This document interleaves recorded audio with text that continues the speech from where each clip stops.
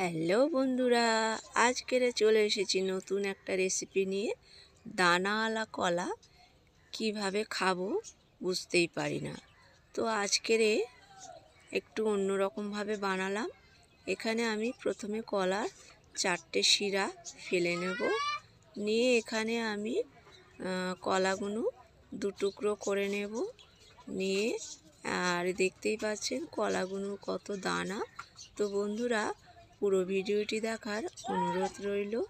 আর এখানে আমি একটা বাটি নিয়ে নেব, নিয়ে তাতে নুন নেব, আর এখানে নিয়ে নেব হলুদ দিয়ে ভালো করে কলাগুলো এর মধ্যে 10 মিনিট ভিজিয়ে রাখতে হবে। এরপরে আমি একটা কুড়ানি নেব। 10 মিনিট হয়ে গেছে, পেঁয়াজ কুড়ানি নেব, নিয়ে এখানে এটা কুড়িয়ে নেব। তো কোড়াতে গেলে দানাও ভেতরে আছে, আস্তে আস্তে কোড়াতে হবে। আর উপরের যে খোসার অংশটা সেটা কুড়ানির ওপরেই চলে আসবে, আর যেটা সাদা অংশ কলার সেটা একদম প্লেটে পড়বে। তো দেখতেই পাচ্ছেন আমার এখানে কুড়ানো প্রায় হয়ে গিয়েছে। আর এই কলাটা খুব আয়রন আছে, আর এটা খাওয়াটা ভীষণ ভালো।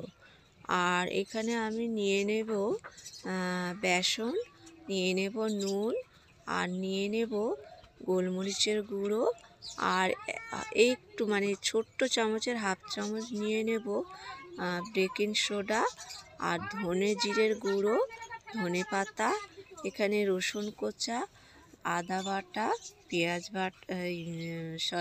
বাটা না, রসুন বাটা, আদা বাটা, আর নিয়ে নেব হলুদ, লঙ্কা কুচি দিয়ে এইভাবে ভালো করে মেখে নিতে হবে। নিয়ে হাতে এরকম রেখে একটু চ্যাপটা চ্যাপটা করে নিতে হবে। তো এই আমার পুরো হয়ে গেছে, আর একটা আছে, এইভাবে চ্যাপটা করে নেব।